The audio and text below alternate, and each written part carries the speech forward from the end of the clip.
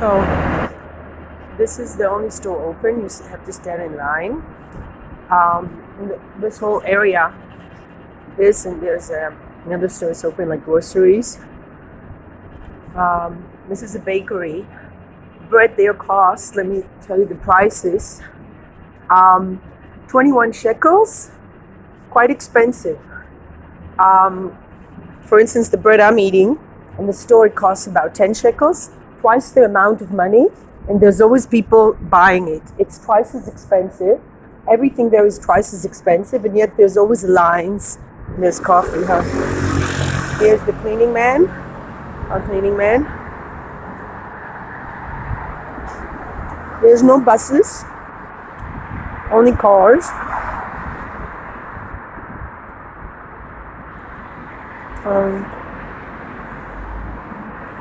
מה שלומך? טוב. עובד. קפה יקר, כמה עולה שם קפה? הכל עולה פה פי 2.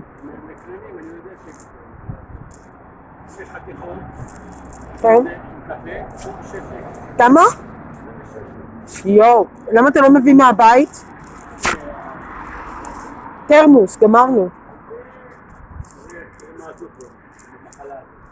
מה אתה אומר על המחלה? מה אתה אומר? אני רואה שאתה בלי מסכות, אתה עובד בלי...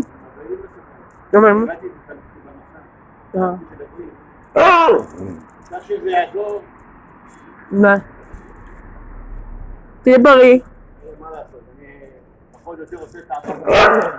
תודה רבה לו יגידו. כן. יש פה, תסביכי למה יש פה איזה חסר עומות. למה? אמרתי לך אחרי 8:30, אמרתי לך, אתה לא רואה בקצרות? לא, אתה אמרתי לו, מה אתה עושה? אני מי אמר לך? יוסי הזה? לא. יוסי בסדר. מי? יש לי בניין בחוב... זה חברים שלנו. דני הזה? איך קוראים לו? לא דני. דני מקסים.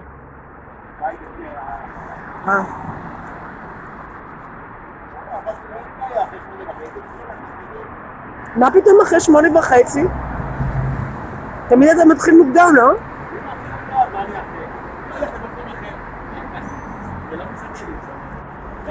תהיה בריא, ביי.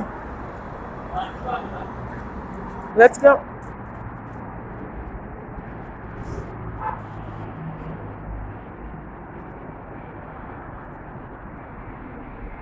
So I was a conversation with the cleaning man. It's a very dangerous job these days. What are you, birds? Are you a bird, Shoshana? You should be really like carbohydrates. So, to be honest, I don't know. Like I'm thinking, what will be the best plan today? And I have some idea. I hope you like it. Now we're taking a walk. According to new regulations, you're not supposed to go past 100 meters. All the stores are closed. Okay, this time they're always closed anyway, but it's early in the morning. There's this yoga lesson by Shivananda broadcast every day at 8 o'clock in the morning, which is a big blessing. I'm not supposed to go to the park. I don't know, it just really reminds me of the time, like my mother grew up in Nazi regime. You're not allowed to go in the park, you're not allowed to take the buses. It's like so similar, it's scary. And I don't feel it's justified, to be honest. With like they give you a story, there's a young guy who's very athletic, and he's like struggling for his life from Corona, man in his 20s. You know, as statistics goes, it's not the one case, odd case, but it's the majority. The majority are over 80. All due respect, I'm not that young, but I think if a person lives to be 80 years old, they should be thankful and grateful. I mean, you should be grateful for every day. And I do think the body works like a machine, and when you get older, it's easier to die from all sorts of viruses. You can die from anything, from a common cold even. So I really don't see the need to close everybody down and to cause such economical damages. Not to mention mental distress that a lot of people are feeling. It looks quiet, but God knows what mental distress is going to be caused in the aftermath. After we come out of closure, when people don't have jobs to go back to, when they're losing their homes and everything they've ever worked for, I wonder what sorts of repercussions are going to be there.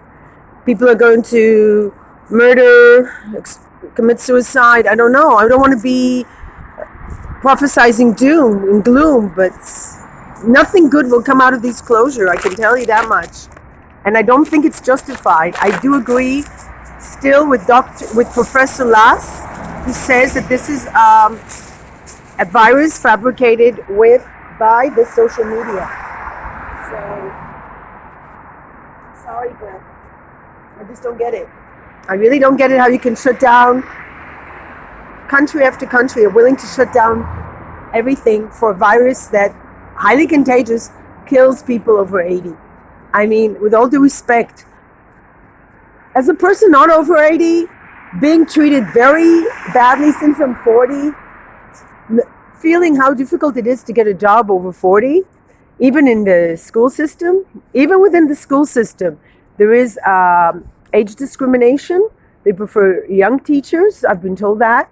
And even though with teaching profession, there's no doubt in my mind that an older person with experience, life experience, and family experience as well, could do so much better job than a young person who don't know what children are, even never had a child. And yeah, I just feel myself I'm a better teacher now than I was when I was younger. I have more patience towards pupils, everything. And yet there's so much age discrimination, even in teaching.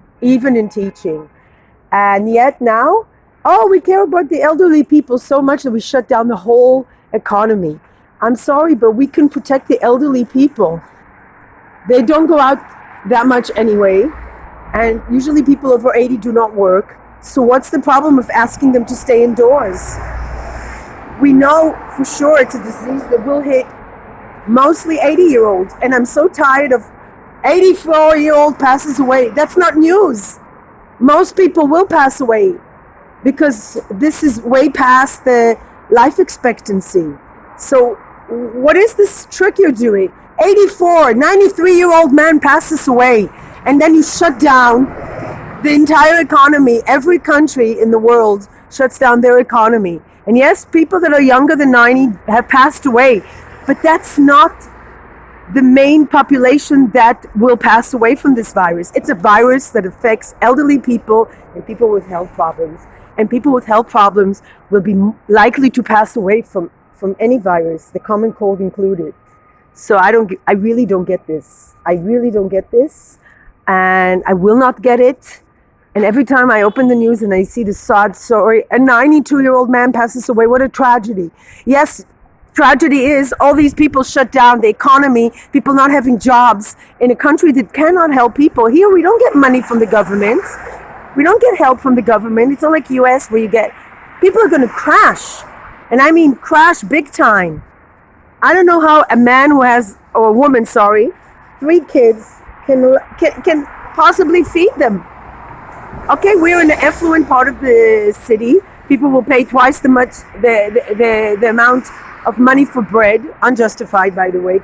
It's good bread, but why pay twice as much when across the street it will be half? People here spend money on. They used to sit in restaurants all the time here. These are people that can afford to spend a lot of money, and there are very wealthy people in this part of town.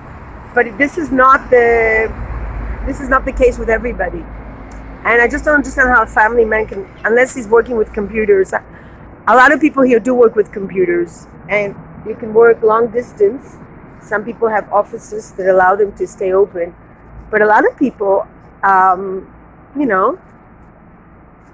have a job now. And the risk of dying of depression or poverty is a health risk. When you don't have enough money to eat, when you have stress, that's also a leading factor to all sorts of other things like crime, murder, suicide. So I don't know, but it's so irresponsible for this world epidemic. Yes, it's highly contagious, but if we know that elderly people are affected, why not shut down elderly people? Why not have them wear masks? Why not protect the elderly population? Why do we have to shut down the economy and ruin people's lives? And this, every day that everything is shut down is 1 million shekels, I've been told. I don't even begin to, the numbers, the zeros are just adding up. And for what? And the fear some people exhibit is so disgusting. I have to watch Stephen King's horror movie, The Stand, and I'm going to analyze it in my next video, hopefully, one of my next videos. I want to understand, there are people who are dying like flies. That's a plague. The numbers still do not justify shutting down the economy, and I'm so angry. And they're shutting down people from doing sports. They're actually stopping people who run, people who bike. This is crazy. We need biking and running and exercising in order to be healthy. That means that first of all, you're shutting down people's means of earning money. So they're going to be more poor. They're going to eat much worse. They're not going to be buying fruits and vegetables as much because that's expensive. And the other thing you're going to be doing is when you stop people from exercising, is that their mental state is going to go all over. So you're telling people to stay indoors, not exercise, not go to work, and then you're scaring them of a virus who's killing like 0.0% of the population and 20% of the elderly population. So what's going on in this world? Why doesn't anybody listen to a professor who speaks out?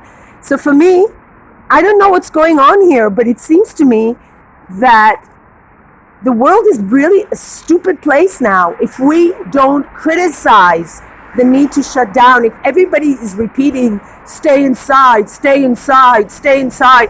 He's a rebel. Good for him. He's running. Running is number one way of alleviating stress. I wish I could run. I'm not much of a runner, I'm more a yoga, but can you imagine at any minute now a policeman can stop him and say stop, and check his ID if he lives within 100 meters? This is ridiculous. How many people have lost their livelihood from this shutdown? How many people are suffering now and don't know how they're going to pay the next grocery bill? How many people are living in dire poverty while this stupid virus kills people over 90? And maybe once in a while they kill somebody under 40, okay, the rare case, and then they blow it out of proportion. I'm going to take the newspaper now. The newspaper headlines say I'm going to take the newspaper. There are people that are afraid to touch newspapers. There are people that are afraid to touch gates. And people don't no longer take books. If you leave a book, they're not going to take the book. I did notice they do take clothes though still. People are experts on viruses all of a sudden, and they know how it's transmitted, and they know it.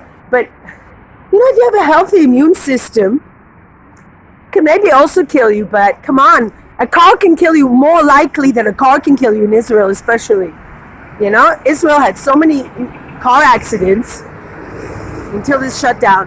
Now they're going to shut down the people driving from different cities. People won't be able to celebrate holiday with family. I can't even imagine people that are used to celebrating with their family, what they're going to feel like. And I'm telling you, this is crazy. This is madness. This is a mass hysteria.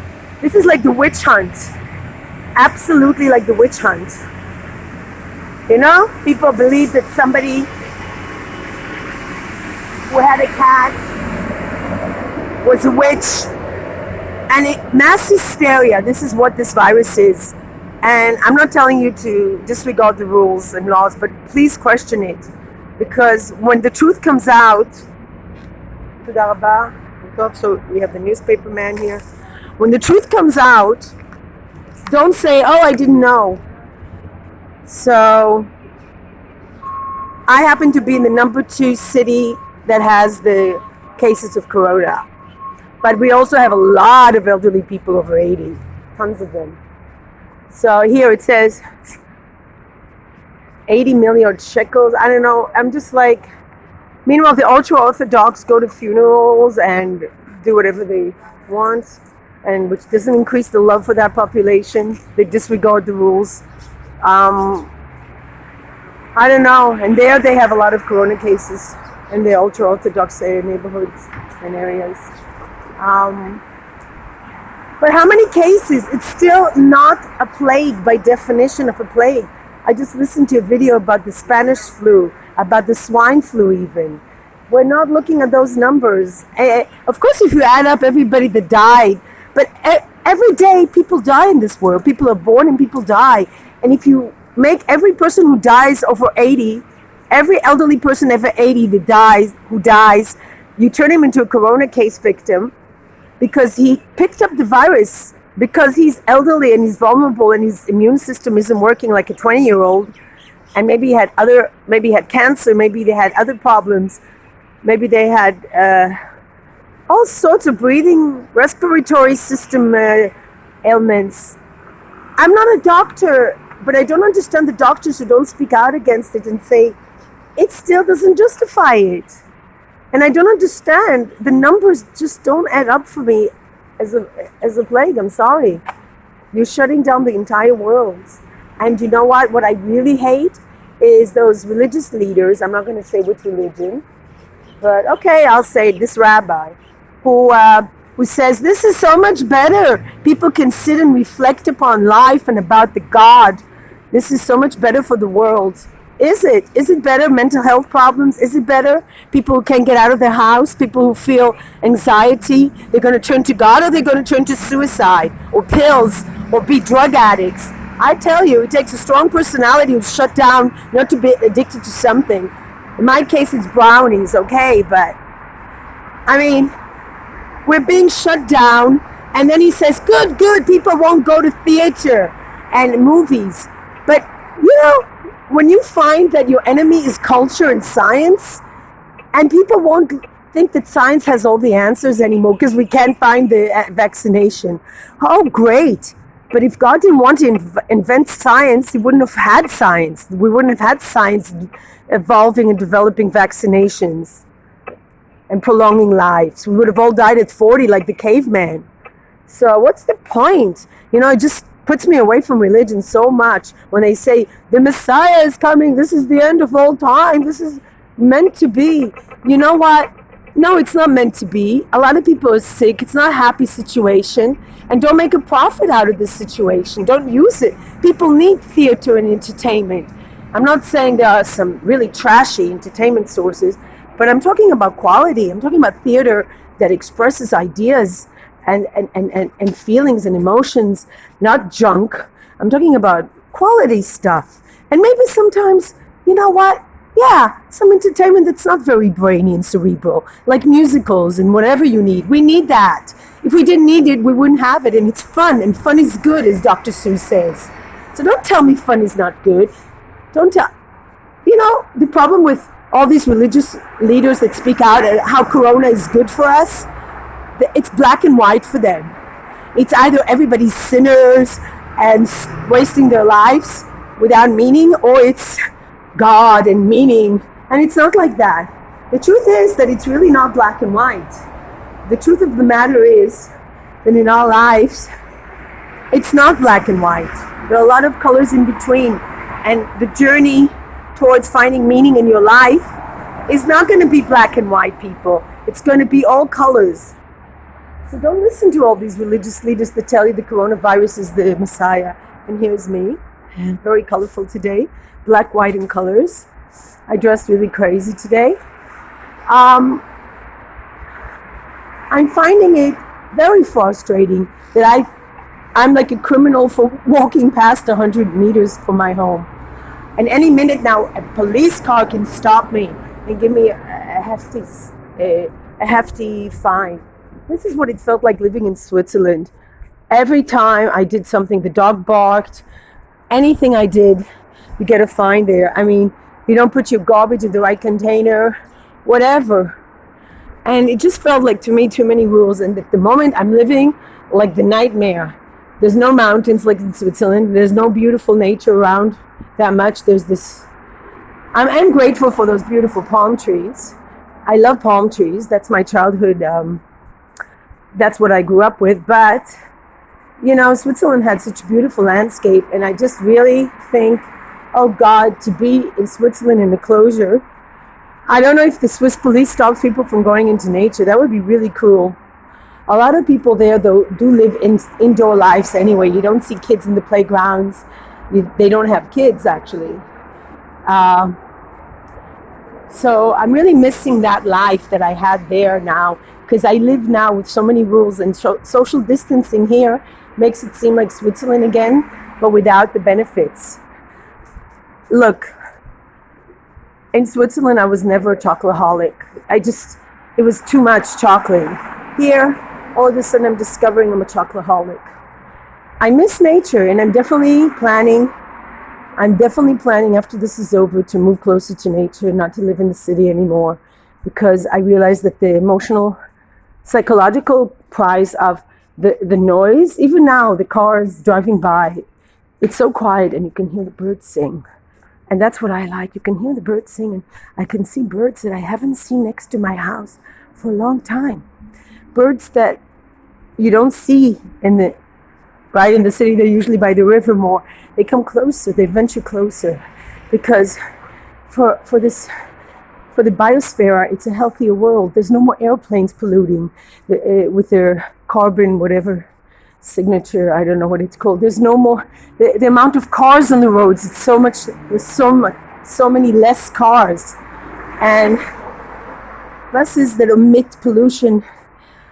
There's just, for the world, it is a healing in that way, the ecology. But for human beings, it's a curse. It's really a curse, the situation. Because human beings need entertainment. We need a distraction. And we need a job. And we need money coming in every month. Because we're not living with nature. For nature, it's wonderful. It's the best thing that could ever happen to nature. And this is nature saying stop. Don't eat animals that are shoved into cages. Don't eat animals at all, in fact, right? Right, that's right, Bobby. And wow, he also shut down. Wow, this is really total closure now. I feel like really sad, because I always said good morning to this man. This nice man, Arab man. Hummus Abu Musa is also closed. I'm sorry, I have tears in my eyes now. I'm getting very emotional. Yesterday I had a very emotional day. And I really had symptoms of panic, I must say. And even though I consider myself a person who can cope with a lot, because I've been given a lot of things to cope with in my life.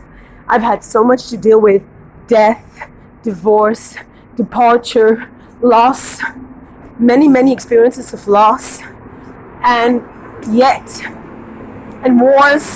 war after war in Israel, and then in Europe I had to deal with a lot of social alienation and divorce and domestic violence and a lot of pain, a lot of suffering.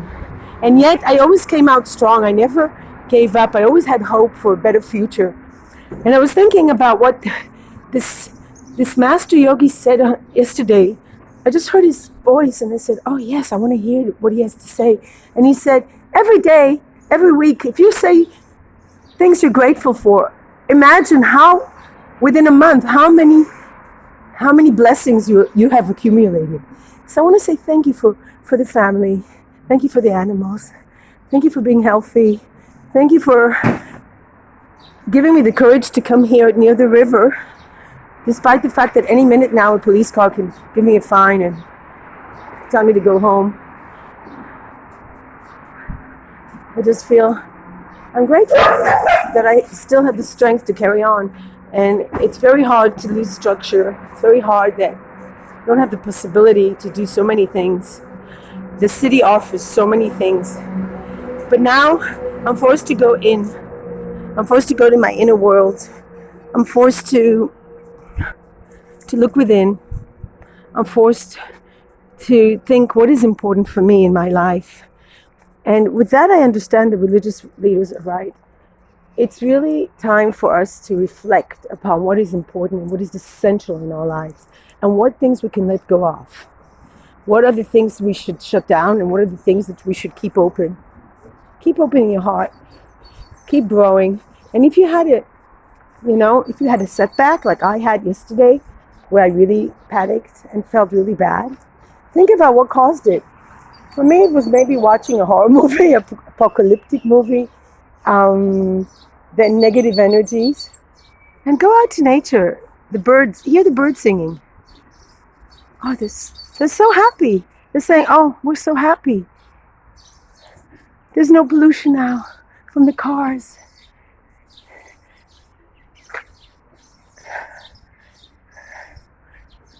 I think the birds are happy, except the ones who depend on human beings to feed them bread. And there's nobody here. It's completely dead, completely shut down. I've never seen this place so empty in my life. And I would love to exercise, but I can't. The dog park is empty. Everything is empty. It feels like everybody died and I'm alone in the world. And I remember like reading a Ray Bradbury story like that. All this apocalyptic dystopia sort of books, and I was thinking, oh, what if I would be alone in the world? Because I often felt alone in society. And I see a man running and I think, wow, this is an act of rebellion, a man running. Oh, there are dogs in the dog park. There are dogs in the dog park, girls.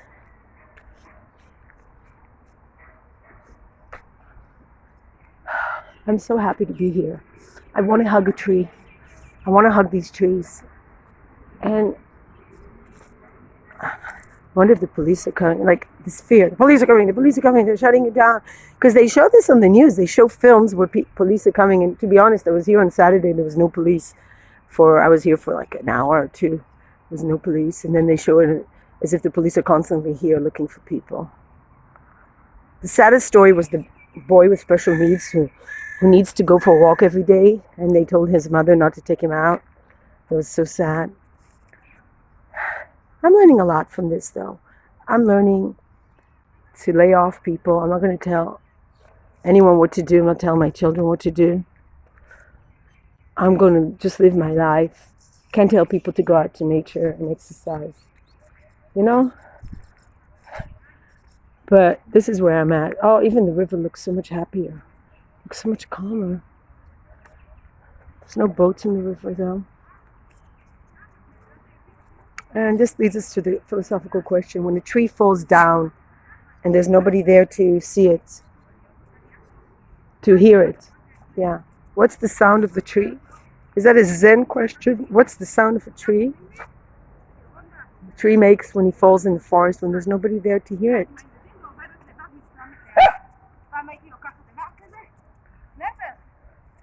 So these roses are still noisy. You can hear them a miles away. Like everybody can hear her. This is a crazy place to be in. People are so loud and disrespectful for space, public space. And honestly, we have space to do yoga. You know what? I'm gonna be a rebel. I think I'm gonna do my yoga practice today. You know, and if the police come and arrest me for doing yoga, this is gonna be one experience I've lived through. And another. And I have to quote these immortal words. There is nothing to fear but fear itself. These words were spoken during, I believe it was the Second World War. And let me tell you, these words are exactly what I think. There is nothing to fear but fear itself. It doesn't mean everybody should be out there ignoring the regulations. But you know what? If you feel like you're going insane, if you feel like you're about to rip your hair out and scream like mad, go out. Go out. Look for a tree. Look for a tree. You don't have to go to the crowds. You're not hurting anybody. I'm not harming anybody. I'm not breathing on anybody. I'm breathing on the fish. Inhale, exhale. Inhale, exhale, nature. Tree. Hug a tree. And you know what? All these people who exercise, good for them. After being brainwashed by society that they must not exercise, must not go 100 meters. All these regulations, all these fascist regulations, for what? to contain a virus that mostly kills people that have outlived the predicted length of time one lives on Earth. The average age here is like 80, mid-80s. If a person is 93 and it's seen as a tragedy, I think it's a blessing that he's lived that long. If it wasn't coronavirus, it would be some other virus that would take in, the common cold, the sneeze, anything. And if they're healthy, young people who are sick, that's an exception to the rule. And even if there are people that are sick, shutting down this world, it's very good for nature, but it's very bad for human beings who need social contact, who need a job, who have financial needs as well. So this world is very complex, and it's not by coincidence I moved from the life science to social science, because I still think as a human being it's more important for me to understand society and what makes human beings act. And I'm still so far away from understanding the enigma called humanity, or human being, or even one human being, even myself. But the most important message I want to tell you is, if you want to understand other people, don't even try. Start by understanding yourself. It's a lifelong mission, and if you focus on understanding yourself and not be distracted by dramas that other people create around you, you will achieve something. Right? If you know yourself. Right, Shoshana? Shoshana is very focused on her needs. Food. We're going to go to the dog beach, but I'm going to do some yoga here. I'm going to do it. I am not going to let fear overcome. And if the police comes, well, let them come. I'm really here in a place where a vulnerable place. The police can easily spot me, but I'm going to do it. So peace, light, and love.